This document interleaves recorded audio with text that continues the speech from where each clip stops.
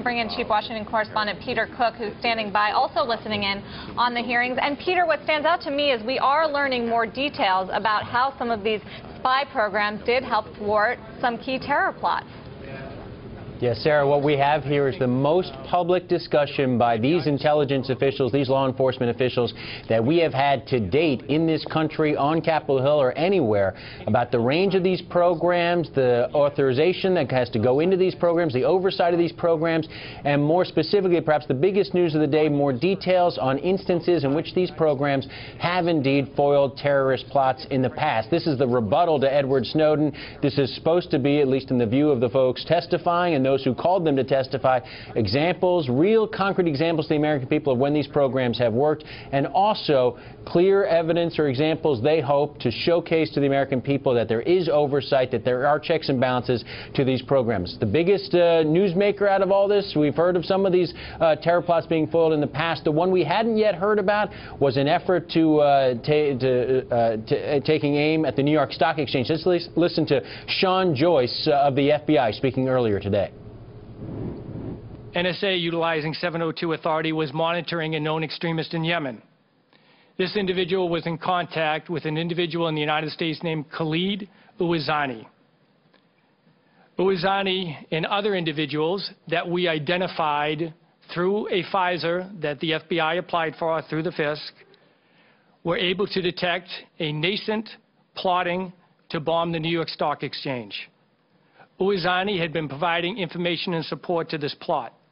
The FBI disrupted and arrested these individuals. The cumulative number, as described by Keith Alexander, the head of the NSA, over 50 plots, not only in the United States, but in 20 countries overall, foiled as a result of intelligence gathering efforts on the part of the United States. Again, we don't know if each and every one of those was directly linked to the two programs that were revealed by Edward Snowden. But again, the NSA and these other law enforcement officials, Sarah and Eric, defending these programs, explaining them as best they can, and in a public setting providing details that we have not yet heard previously. Peter, I think characterizing it as a rebuttal to Ed Snowden is a great way to describe what we've witnessed. And also, in particular, that excerpt from Sean Joyce, the witnesses seem to be taking pains in that instance and others to explain that this is all court approved. I guess at the end of the day, it depends on how much confidence you have in the FISA court, but they're trying to explain to people, are they not, that there isn't, you know, some sort of vigilante activity taking place within the nation's security apparatus. You would hope so. So.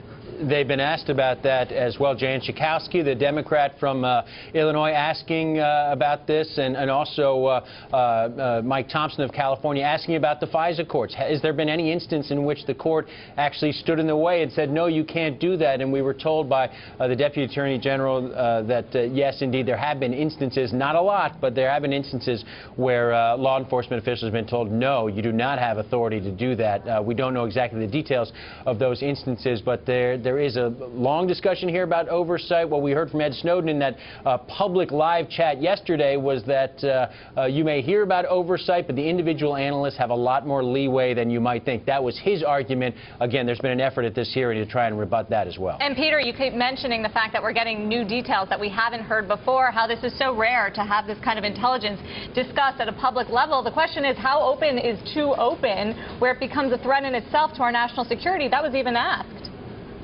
Well, that's exactly right.